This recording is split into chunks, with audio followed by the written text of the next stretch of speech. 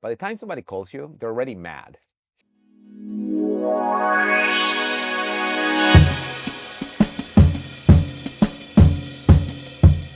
Manny, it's insane to be here with you at the Paid office in London. Thank you so much for Yeah, thanks joining for us. coming. That's crazy.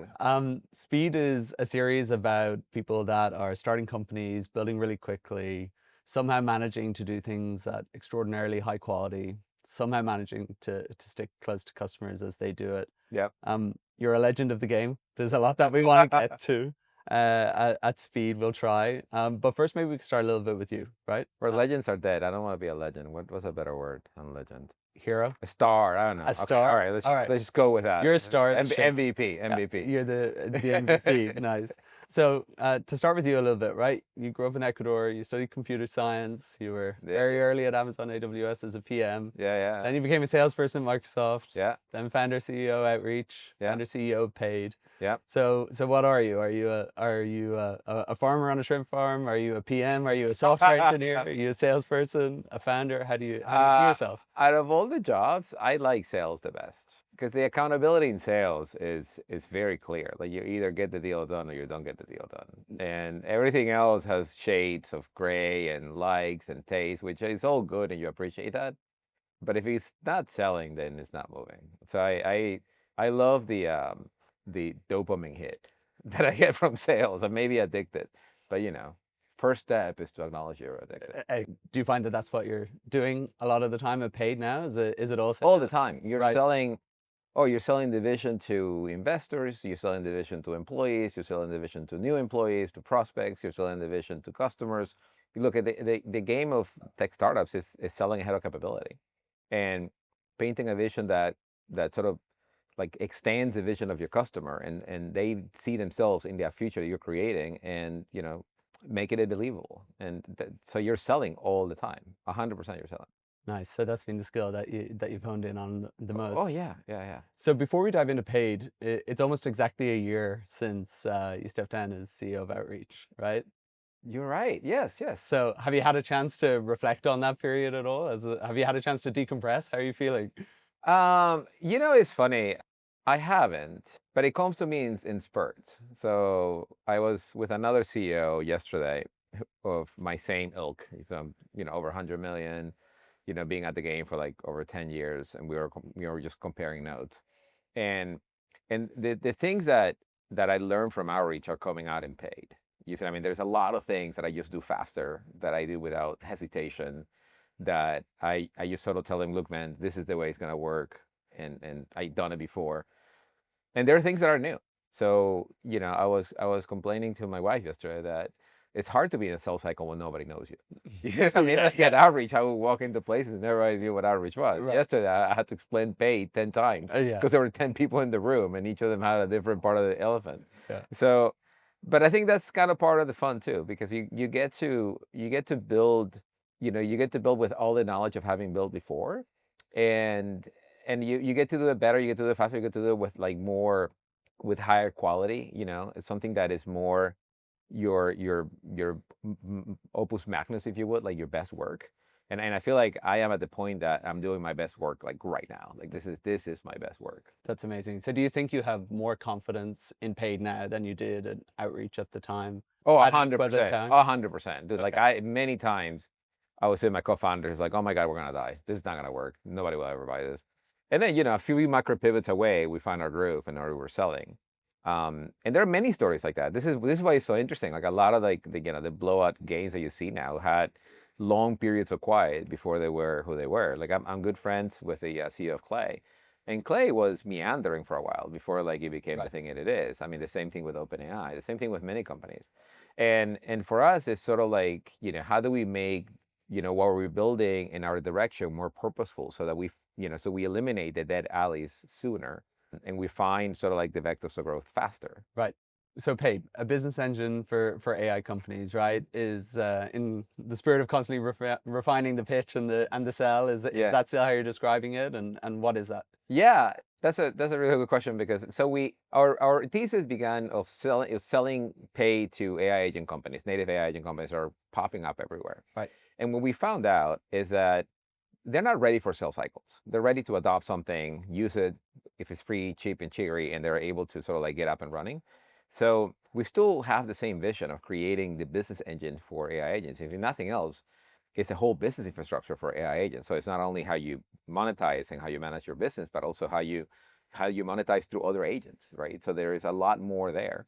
But one of the things that we learned really quickly is that it's easier for startups to adopt you as a self-serve motion, and then redirect our sales energy to more mature companies who are also launching agents, Right. who are also need the same services a startup would need, but they're just a little bit more mature. There's a little bit more dependencies, if you would. There's a little bit more, there's more people in the team, so you have to figure out how to create orgs and controls and that kind of thing for them, as opposed to startups who just want to get up and running and going. And the traditional SaaS playbook there, though, stays, right? The thesis that the smaller startup style companies will adopt you faster and ditch you even faster, right? And then the slightly larger companies, Exactly. so- And because that still applies, you have to make sure that your cost of acquisition is very low. Right. You see what I mean? Because like there will be a lot who come in and try it, and a lot who turn over, a lot who just don't make it. And then the question is, then at what point do you start your selling cycle, right? Because if you start your selling cycle for deals that are in, say, 20, 30K, you may not be at the point of profitability when you scale. You see what I mean? And like one thing I learned for sure is that if you're highly inefficient in your operations when you start, it's really hard to get efficient over time. If Your starting point is if bad. your starting point is bad, it's really hard to dig yourself out of this. And I was listening to the CEO of Rippling was making roughly the same point. Is that you start ossifying your operations as you scale around inefficiencies. So you have to be super conscious as to where you're going to put your flag. Yeah. And you rather put your flag on a higher ACV deal, you see what I mean, and start selling those. Even those are going to be a slog, and going to be slow, and like every deal is going to be hard fought. That's fine, because over time brand takes over. Over Right. time momentum takes over. Over time your sales gets better, and then that takes over. And then at that point your starting point is 100K on the ACV, not 20. You see what I mean? And 100K ACV is a beautiful place to be. Perfect. You see what I mean? From then on, you can go up to 200, 300, etc. Whereas starting at 20 and going to 25 and 30, you're still in the land of suck. You know what I mean? Yeah. Like it takes you a while to get out of there. So it seems that has even already changed quite a lot, right? You launched in March, it's now August, it's only a few short months. It seems like that positioning has even already started to change, right? Yeah. So that's what Has we that realized. been a motivation of yours? Have you been pulled there by customers, or where is that coming from? Yeah, so that's what we learned from customers is that our customers who we were designing Paid for, so the AI agent companies, they just wanted to use it right away. They don't want to be in a sales cycle. They don't want to forward deploy. They just want to be able to just give me the docs, tell me how to get going, and call me. I'll call you if I need you. And the motivation there was they were worried that they were going to lose their shirt to LLM vendors. They weren't sure how to monetize. Pricing models were changing. They listened to you on a podcast that Yeah, SaaS pricing is dead. What was the... Yeah, no, it's exactly it. Is that most of the AI agent companies right now are selling to businesses, right? And they're immature, so there's no precedent for what they're doing. So when they come in and they sell you, and they were like, oh, he bought. All right, let's get Stripe going and sell to the next person Right. and to the next person. Yeah. And then what happens is that you bought at a price on a value proposition, the next one bought at a different price and a different value proposition, the next one bought at a different price and a value proposition. All of a sudden, you're turning Stripe into a pretzel, and it's not working for you anymore. Yeah. So now you need to step back and see, like, okay, so how am I going to charge? How am I going to make money? And then how am I going to manage my margins? And at that point, they're ready to adapt Paid. I want to get to them either earlier, when they just think about how do I monetize, or later when they run into this problem, they're like, all right, what can I do to make this easier for me? In either case, they just want to grab something at 2 a.m., get it going, and see what happens. You see what I mean? Yeah. So there is no sales rep at 2 a.m. You see what I mean? They just want to try it, they want to install it, and if it works, then they'll pay for it. So that's a motion that is more tailored for that segment. So we're launching self-serve here in September.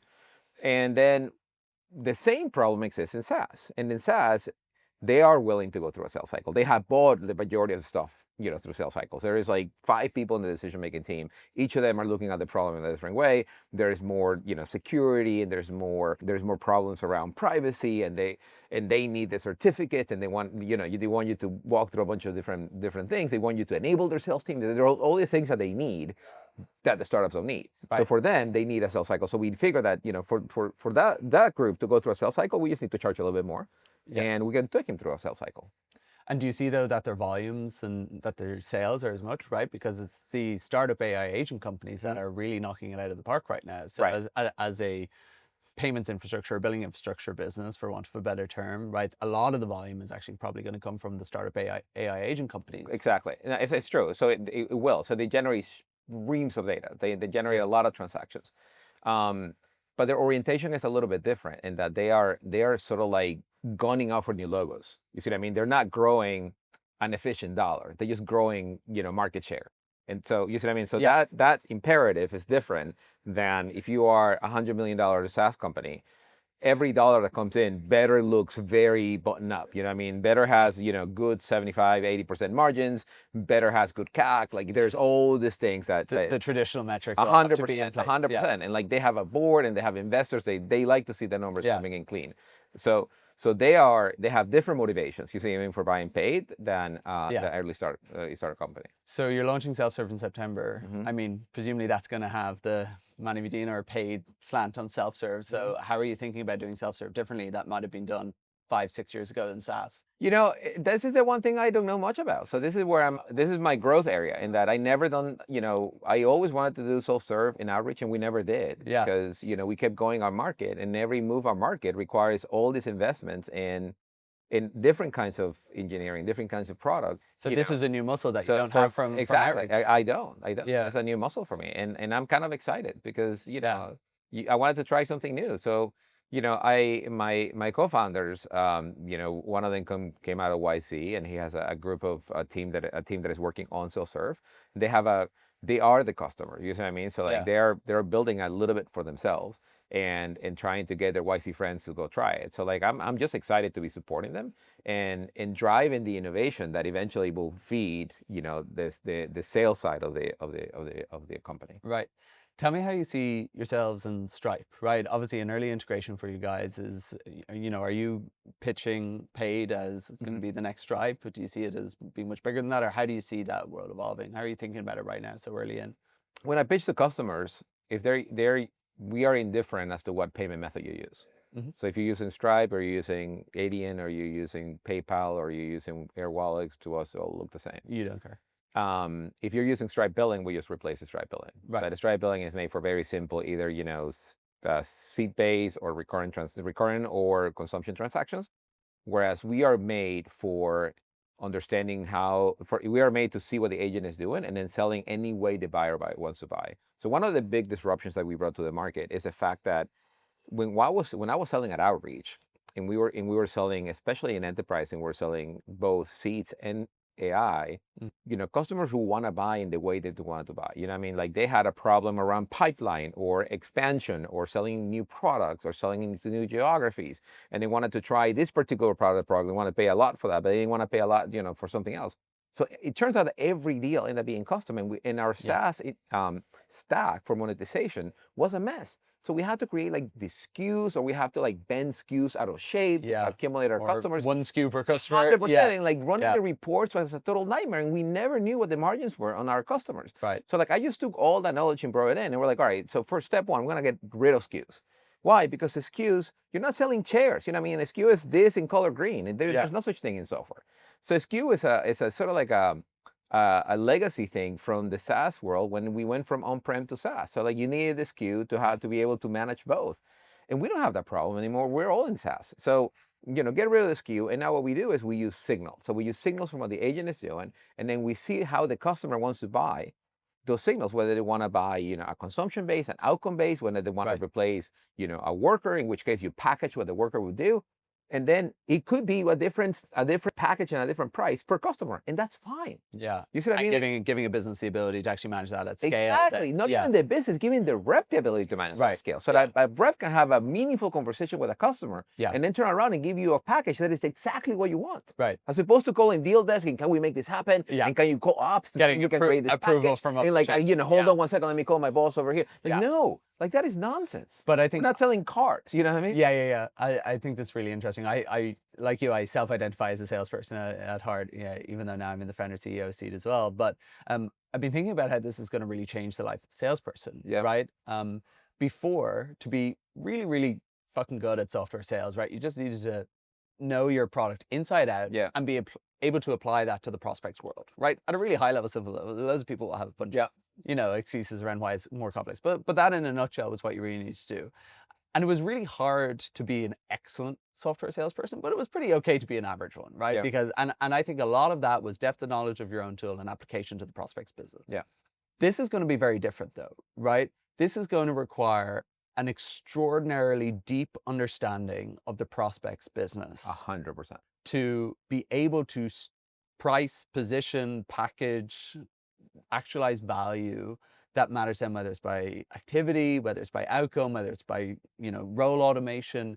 How do you think this is going to change for salespeople? It's not even there. So you got, Because the world is full of shitty salespeople. Yeah, who don't no, understand prospects. so you got half of it right. So you have to understand. So you have to go from deep understanding of your product and superficial understanding of your customer to deep understanding of your product, deep understanding of your customer, and deep understanding of the buying personas inside your customer. Yeah. When you're selling into a customer, there is a handful of people who are involved in the sales cycle. There is at the very minimum, there is a user, there is her manager, there is the department head, there is the buyer, there is the controller and the renewer, and there is a CFO who's going to look at this every year and see what you got for it. Right. All of them have different incentives. All of them are looking at you in a different way. Yeah. And if you don't know how to, and your job as a software seller is that you deliver value, right? Problem number one, did they realize the value that you deliver? You know what I mean? Did they actually get what they're going to get? Number two, do they know they realize the value that they deliver? So the user may realize the value they deliver, but if the manager didn't realize that you got the delivery value, you're gone. Not getting that renewal. You're gone. You're gone. It's not 100%. Yeah. If the CFO doesn't know that you deliver value, you're gone. So like there is all these different personas who are buying you and renewing you, and all of them have different expectations. So like, yes, the job is hard. Yeah. And like, let's not mince words. Like, so you have to understand your product super well, your customer super well, and each of your persona super well.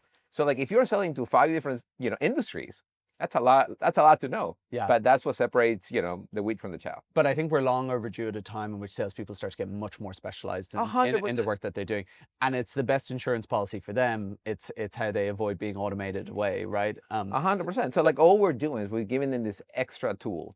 To do what they were doing anyways. Right. The customer wants to buy in a particular way. They want to give them a deal in a particular way, but the tools don't allow them to do it. So that's why you have the whole profession of like, sell desks and operations and whatever, trying to like take this queue and turn it into something that it's not, so you can go and fulfill the customer's needs. One of the things that's interesting there though is, in order for Paid to get to extraordinarily large scale outreach or beyond, it is going to require a different perception of value from the buyer and all of those different buyers.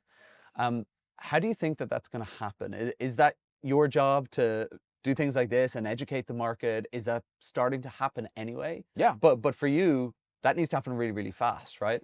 It is, but things that just happen at an accelerated speed in general. Like when I was at Outreach, we have to educate the world that pipeline generation is a scientific game. And that pipeline generation is a game of iteration, that it needs workflows, and workflow needs to be inspected. I was lucky enough that at the time when we launched Outreach, there was a whole role that was invented called the SDR. And the SDR's job was to generate pipeline. Why? Because the A's were too precious to generate pipeline. And we navigated that. We navigated, empowering the SDRs, making them successful. And then we navigated when the economy, hit the skids, and AEs had to generate pipeline. Then we have to navigate the whole like, AEs are full desk AEs now, and they have to generate and close. So any startup worth its salt, has an education component where they're educating the market about, what is and what isn't. Right. Especially when they take the market for where it stands right now into a new plateau of efficiency and performance. And Paid is no different.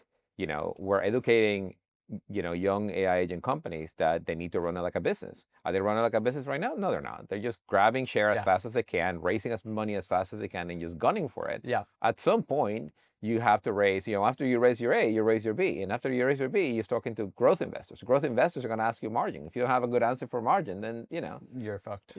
100%. Yeah. 100%. And like, so it's funny because what I hate that a lot of VCs get on this podcast and they tell, and they tell startups to not worry about margins and then worry about that later and like whatever. Clearly that they have never run shit before. If the initial conditions determine where you end up. But they've been saying this for 10 years. Growth at all costs. I know they have, and then they stopped saying it, and they said it again, and they nobody and they There was hold- like a brief period, they don't 22, they 23, don't they hold stopped. themselves accountable. So they're right now Yeah. they're just spouting whatever is in vogue just to attract more more people coming More to deal their flow. 100%. But I'm hoping that this new breed of entrepreneurs is smarter and they realize where the train is going, so they can adjust for it right now. So it's fine that you're grabbing share, but just be mindful that you don't want to be grabbing share, and losing $1 every time you do it. But the fundamental structure of VCs and LPs will have to change in order for them to change their tune on that, right? Maybe, but I think that, look, I don't believe in anybody's, like, I think everyone makes their own luck. You as an entrepreneur, you know the game, you can research the game, and you can play the game that you want to play. You see what I mean? Right. And there is so many bags of money out there that you can just pick the one that is aligned with you and run. That's it. You see what I mean? You don't have to go, like, if Andreessen is not saying it soon, just don't take their money. It's fine. Like, nobody dies. You see what I mean? Like, they will find somebody that is impedance match with them. Yeah. Like, I was talking to my man Amos, who has a company in Israel. And he has a very, very defined view of the world and how he wants to succeed and how he wants to grow. And like, he disagrees with like 90% of the opinions out there. So, but he found somebody who backed him, right? Like, somebody who's gonna go the long haul with him. Right. He's gonna be successful. He's gonna be a $10 million company with 3 people in it, and that's fine. Like, that's his game. But he needs a backer then that he needs facilitates that structure. Yeah. Exactly. It's like dating. You want to really screen your exactly. But you only find the right fit for you if you know what you want yourself. Right. You see what I mean? If you don't know what you want, then anybody will, Yeah, and there's so many startups that, for want of a better expression, get preyed upon by the VCs that tell them what they should want, right? And then that becomes what they want. But this is part of my. I don't believe that they're being preyed or whatever. The onus of knowing what you want is on you. Yeah. As an entrepreneur, if you don't know what you want, then any road will take you there. You see what I mean? So, like, be clear about what you want and then go get it. Nice. And there is somebody for you out there. I promise you. How are you taking that and thinking about the funding journey of Paid? So you raised $10 million to get started. How did you land on the number, land on the partners? What was that journey like? Again, initial conditions, right? So I've been long friends with this guy called Stefan Heidenreich. He was my advisor at Outreach. He's my advisor at Paid. I asked him to be the chairman of our board. And when I came up with the idea, we talked about it. And then, how is this journey going to be different than the last one? And he introduced me to EQT, who was who led our first round.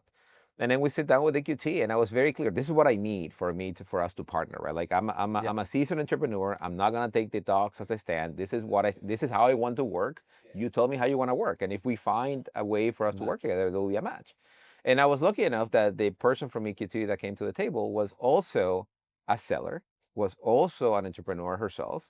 And she could, just chase the terms down with EQT and figure out if they want to play. And if they wanted to play, we play. And if they don't want to play, that's fine. There's other people I can play with. And it turns out that they met they met my criteria, and we were able to get up and running. And look, you don't have to have certainty, but you have to have conviction around what you're doing. So, for instance, when I started, I had conviction that I didn't want to do another sales-led startup. And, I went and tried to sell to early stage companies and realized that they don't want to be in sales cycle. All right. So if you can sell to somebody who want to be sold, then don't sell to those people, sell to somebody else. You see what I mean? So that's why we had to pivot into, like, begin with a self-serve motion. Because there are some people who just want to be self-serve, and that's fine. We're going to, we have to meet the customer over there. Facilitate that, yeah. And then we're going to find somebody who wants to be in sales cycle. And then the company will grow with both. I'm interested when as you balance those two motions. One of the things that I've heard you speak about a lot, in recurring theme is customer service or excellent customer service, and how you do that. In my mind, I think one of the largest unsolved problems in software still remains that most people in most companies don't know what customers are actually saying. Yeah. I'm curious about your thoughts on that, how you perceive that, how you're trying to avoid that at Paid. It's a really, really, really good question, because most people think that customer service is how you find out about your customers. By the time somebody calls you, they're already mad. You see what I mean? Like, nobody wants to talk to you. The problem, the problem's already happened. 100%. It already happened, and it boiled over. Yeah. You see what I mean? Yeah. So now you just get the brunt of the boiling over. So the true way to be customer obsessed is to like stay close to the customer when they don't have a problem. Understand the dreams, desires, and aspirations when everything is going okay. At the beginning of the relationship. The other way is to learn from customers who don't look the same. So this is the other reason why I wanted to have a self-serve motion. It's because you learn so much from people who adopt you or drop you like a bad habit. Yeah. You see what I mean? If somebody bought it and then you don't deliver the goods, the person who bought it now has an egg on their face if they have to churn. You see what I mean? Like, it's Yeah. not easy to churn and make and have to admit that they were wrong. Yeah. You know what I mean? So having two types of customers, one that is sold and one that is just telling us the truth by by voting with their feet, allows us to be a better product, allows us to be a better company. So what are your rituals for staying customer obsessed, right? And are those things that you've brought from outreach, are they new in today's world? What are your hacks for doing that? Is that I follow a lot of patterns when I was at outreach that were sort of like established patterns. And I don't follow patterns anymore. Now I do what I think is right, and then we'll see where it goes. So, for instance, I was told to hire the done there, done that person as I was scaling the company. I don't do it anymore. We are gonna stay as close to customers as we can, and when we run out of cycles, we'll figure out how AI can help us. I'm not gonna go hire like a VP of customer success or whatever, and abstract myself from the problem. You see what I mean? Yeah. So like this is solving this problem is critical, but it's now available to us, right? We can now be close to the customer and scale at the same time. Yeah. You see what I mean? Because we can use AI to help us. Exactly. And that's been the thing that's eluded so many startups before, right? Every person used to be a part of every conversation. That becomes not feasible after a while, and they just stop. They just start to run on instinct, and that's when 100%. build shit that people don't want, sell it in the ways that people don't want to buy. 100%. And I think that's why it's really interesting. The other way, one of the things one of the hacks I did learn at outreach is that everybody has to be customer obsessed, and that you have to own a set of customers yourself, right? That you talk to, you stay close to. And this is a trick: don't cherry pick. Because of course you're gonna cherry pick the best customers, the ones you love and whatever. Yeah. Like, go find the top bottom 10% who hate you and take a couple of those. Yeah. And then you stay close to it. Like, I had one of those at outreach. Hated talking to them because he was always like, "Oh my God, I can't wait to get off the phone." But I learned. You see what I mean? Eventually I turned one or two around, and eventually I developed a champion, and stuck around. It's because something I've been thinking about is, if you go and look at the value lists that every company publishes on their careers page, customer obsession is in there somewhere, right? Like, it's like every company has it on their fucking value list, but how many of them are actually practicing it? Yeah, 100%. And 100%. That's interesting. 100%. This is why I don't like obsession. I like there needs to be a better word. Do you know what I mean? Or like there needs to be a better like rubric for it. I like this concept of customer service coming back, right? I'm speaking to a lot of CEOs at the moment, and a lot of them are talking about how they, getting back visiting customers again in person, and the importance of doing that. So it's coming back in. Yeah, 100%. Manny, I wanted to say that you're a fucking legend, but you don't like that word, so you're a fucking star. Thank you. It's been an honor and a real pleasure. Thank you so much. Likewise. Thank you for coming. Cheers. All right, man. Good to see you. Yeah. Cheers. Chuck from that